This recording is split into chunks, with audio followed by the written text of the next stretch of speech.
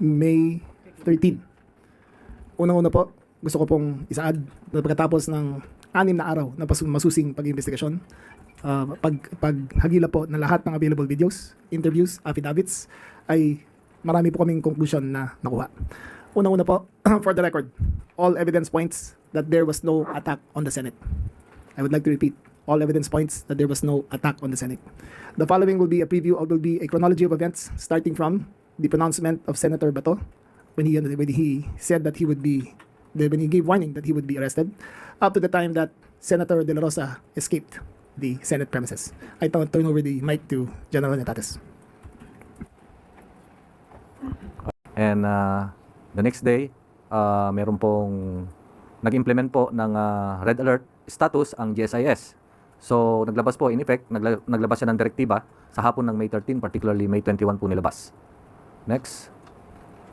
The GSIS security officer conducted inspection and identified nine areas, particularly nitong Wednesday na ng umaga or hapon, citing to tighten the security as shown yung A to I, particularly yung Gate 1 sa Jokno, Gate 2 on Macapagal Avenue, the GSIS Senate Common Gate, yung Common Gate po doon, yung in between, and the Kalayaan Garden. Kalayaan Garden is on the northern part of the Senate premises and northern as well as the GSIS premises. We have yung pang-E, outdoor canteen hallway leading to the Kalayaan Garden. And itong glass door core level 5 hanggang helipad po ng level 6, level 7 and level 8. Next. So in the afternoon of May 13, that is a Wednesday, may mga NBI na po na pumunta sa premises ng GSIS. This is to in response to the request of the GM Biloso of the GSIS, kasi nagre-request sila to fortify the security of the GSIS. So meron pong pumunta kaagad na 3 NBI agents, and yung pinakita ko kaninang mga lugar, those are the things that the areas that they will going to fortify and or secure further. So next. Ito po yung arrival ng ating mga NBI agents at the GSIS main building. Yes, sir. Teka muna, merong letter yon. Pakitignan. In effect, their presence was backed up by a letter properly received at about 5:08 p.m. of the same day. Okay, ito po yung mga NBI agents. Okay, to sum up, there are 29 NBI agents. Nung una kasing investigation natin, ang nakuha pa lang natin nakita through CCTVs is 21. And after the conduct of the continuing investigation, we accounted 29 of them. Please take note that none of the NBI agents had tactical gear with them. They were dressed as NBI agents, clearly identified, nakalagay, but none of them had tactical gear with them. They did not have a battering ram. They did not have provisions for shape charges to breach any door. So let's just make that clear. Okay, to continue, please. Okay. Minutes before the gunfires were heard, ay merong naririnig din na nagdi-drill dun sa when you are inside the Senate premises and as well as GSIS premises, because at the GSIS premises, particularly at the ground floor, may pinto po doon na steel door na pinortify ng ating maintenance or security ng GSIS. So yun po ay recorded, and this is the proof that this was recorded. For the information of the body, all entrances from GSIS, Senate to GSIS, or GSIS to Senate, since early in the morning, were being fortified by the GSIS maintenance. They had duly informed the maintenance of the Senate that there was going to be drill work going on in all the doors of the Senate of the GSIS connecting to the Senate. So again, the GSIS management, the Senate maintenance management had information that there was going to be fortification of doors in the GSIS area. So hindi gulatan to because conspiracy theories were abounding, but they were duly informed. Okay, so there was a drilling, and the drilling sound maririnig, and they put bolt after drilling. I think several bolts were put, and then naglagay ng mga steel cabinet, and that is in the ground floor or first floor. Take note of the time, that is 7:39 p.m. For the information of the body also, the GM found it better to secure the entrances going into GSIS because Senator Bato had called for a people power movement, and had there been anarchy in the building, the GSIS contains billions of pesos of worth of artworks that are displayed in their walls. Had there been an overflow of people going to GSIS, the losses would have been incredible. So it was better, he found it better for them to secure the doors so that there would be no commotion going inside to the GSIS building. Next slide. Okay, next slide. At 7:44 p.m., 42 minutes after dun sa the viewing on the second floor veranda, ito, Okay, General Laplasca called the pause please, pause. Rewind please to when General Laplasca was addressing the units. Rewind 15 seconds.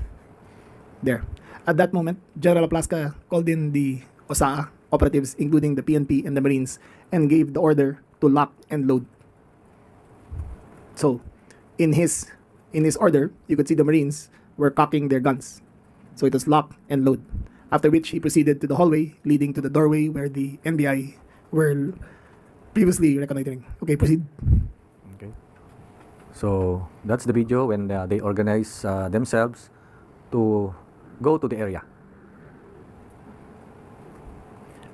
Take note that pause please. General Laplasca did it in full view of the press. In full view of the press, he gave the order to lock and load, and he asked them to follow. He allowed them to follow up to a certain point. In normal situations, if there is a perceived confrontation, he will clear the building of all personnel because of possible stray fire. However, he allowed them to follow. Okay, proceed please. Okay. So this is one angle of the video. This is one angle of the video going to the exit door, going to the veranda. As you can see, pause please.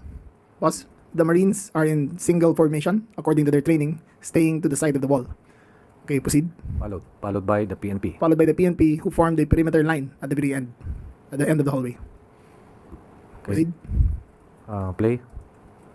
Next, take note of this time. This is the CCTV footage taken at the veranda. The CCTV footage is owned by the Senate, and we requested it, and binigay naman. At this will show, kung matatandaan nyo kanina, 6:50 something, 6:52 p.m. up to 7:01, dumating yung bulk of NBI. And then, this is the actual video wherein makikita nyo may burst of fire. Merong usok. Just to also be clear, makita nyo during the video na may mga lights na dumadaan, hindi puputok ng baril yun. Those are insects that are flying across the lens. But we will show you clouds of smoke and possible muzzle fire that actually occurred. Kasi makikita nyo mamaya may gumagalaw-galaw eh. Baka akala nyo nagpuputukan. Hindi pa nagpuputukan yan. Those were instruments of, those were insects. Look at that. Insects yung gumagalaw din. Okay, go proceed. Pakibigay mo sa 7:46. 14 p.m. 7:46 yung operator. Makikita natin dito the first approximate time of a burst of fire. Yan, may usok na. Teka ba na? Rewind please, 3 minutes. Yan, yung nasa may upuan siya. According to testimony of General Laplasca himself, he opened the door and he asked, "Sino ka?" The agent identified himself as NBI. Shortly thereafter, he fired 3 shots into the, not exactly to the direction, but 3 shots towards the to the vicinity of the NBI agent. And the fire, you can see the muzzle fire, the blast. Pakita mo, General. Rewind please, rewind. 10 seconds. Yan. 1, 2, 3. 3 firearms. 4. Yan, papalok sila. Yan, nag-withdraw. The NBI agent withdrew behind the air conditioning duct units.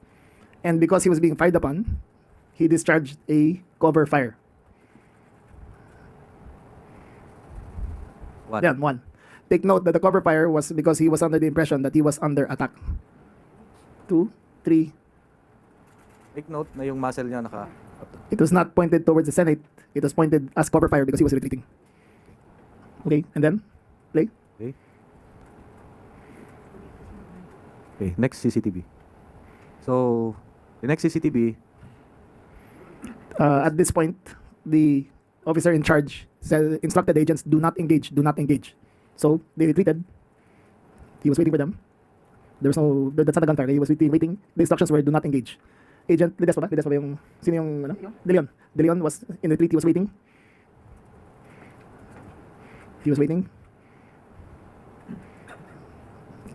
Forward a little. Forward. There. Then that was after the exchange. But that was after the cover fire. He looked behind if there was anyone following him, and they both retreated towards the canteen. Okay. Back. This place, tandaan nyo, back. Back. Rewind. Rewind. Doon sa former slide, not that one. Former slide. Sige, play mo yan. Ito yung makikita natin. That CCTV video is placed, the area is beyond this place. Okay, next.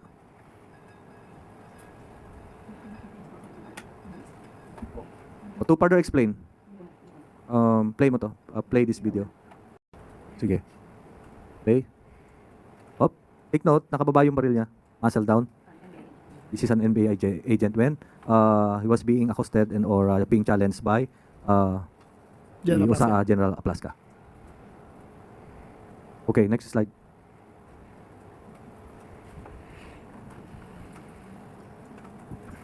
Next slide.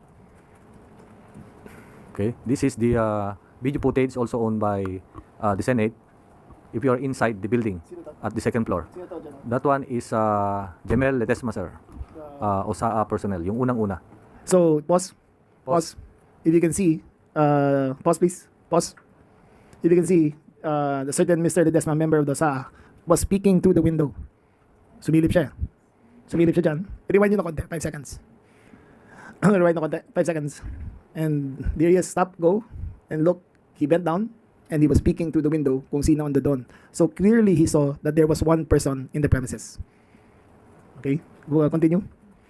Stop. Where is Mr. Aplaska dito? Aplaska, the one being held by... The one being accosted, held by the back? Yes, sir. That is General Aplaska. Okay, watch this. Holding a long firearm. He was holding a Scorpion CZ 9mm pistol carbine. Okay. Further, go. He opened the door. Asked. At that point, I think he was asking. And at that point, the NBA agent was retreating. At there, stop. You could see that suddenly the reactions of the Marines were in ready position. We assumed that this is the first time shots were fired by General Plaska. Continue. They closed the door. Continue.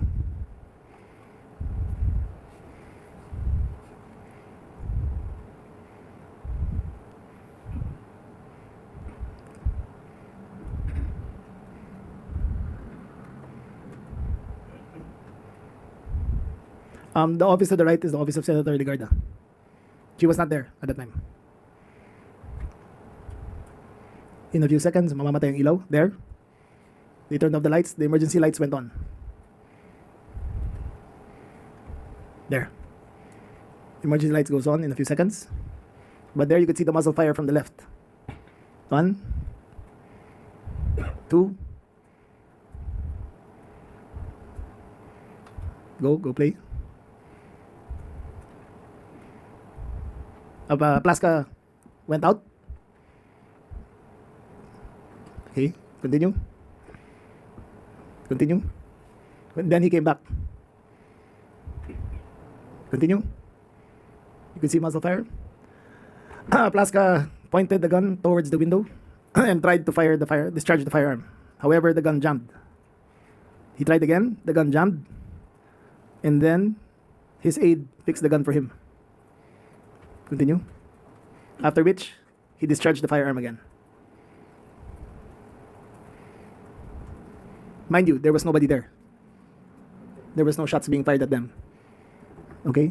After the last fire, this one of the 40 caliber, sinong agent ba to? Yung one last fire? Montilla. Montilla, sir. Okay, they retreated.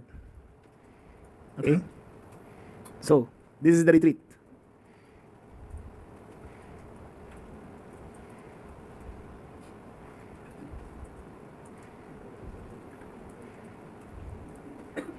Two minutes and 20 seconds. 2 minutes 20. 3 minutes 20. Okay, from all available video footage, from the time the door was opened and the first shots were fired until the last shot was fired, it took all of 3 minutes and 20 seconds. So you can see them here in retreat. The Marines are still holding steady in formation. Ito yung before. Entry pa to. Entry pa pala to. Another footage. This is another footage. There, the press was held back, but they could see. Eh, yung office ni Ligardi atas tabi, di ba? Sure. Office ba ni Ligardi sa tabi niya? Yung dulo eh. Or just around the corner. Okay? Saan ka nakakita ng may shootout sa bay? Ganyan. Okay? So, nung Retreat. nag-withdraw na sila, yan yun. Retreat, take note of the time. Because the first shot was heard already.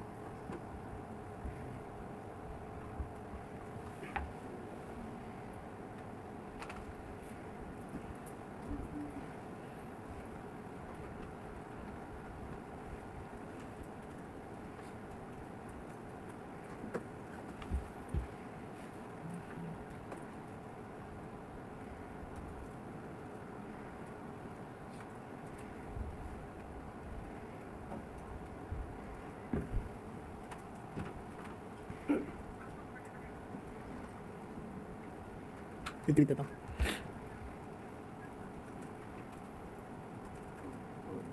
Forward please, forward. Next slide. Here is the picture of the NBI agents regrouping.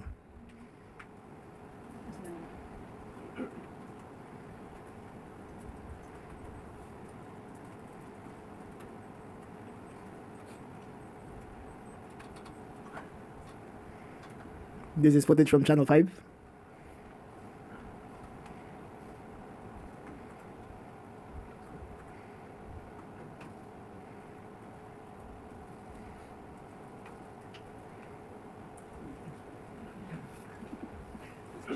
Okay, I arrived there approximately.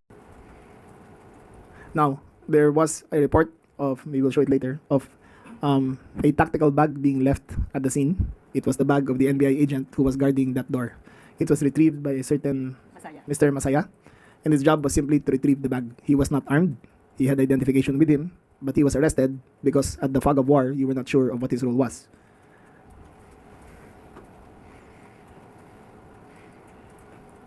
So here is Zian Ambrosio, who was embedded into the operation by accident. She was not invited, it was by accident.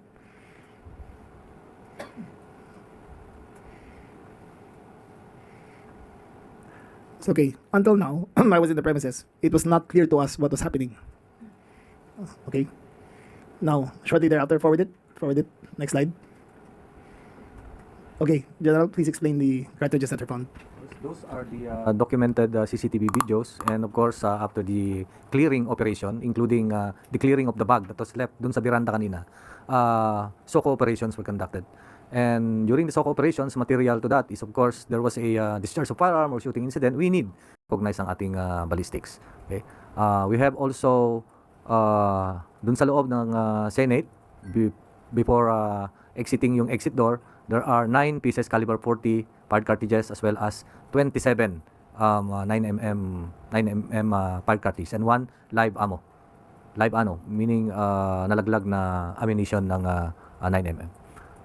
Aside from that, may nakita tayong bullet hole on the door, the window, and the direction of the bullet that hold that door and the window is coming from inside, going outside. So 6 dun sa pinto, through and through, and 1 was stuck on the door jamb, and several bullet holes dun sa window. And so on the outside, wala tayong makikitang bullet hole going inside the building. Okay, so and per our ballistics examination, those 44 fired cartridges came from 4 firearms. So meaning meron tayong 4 na shooter.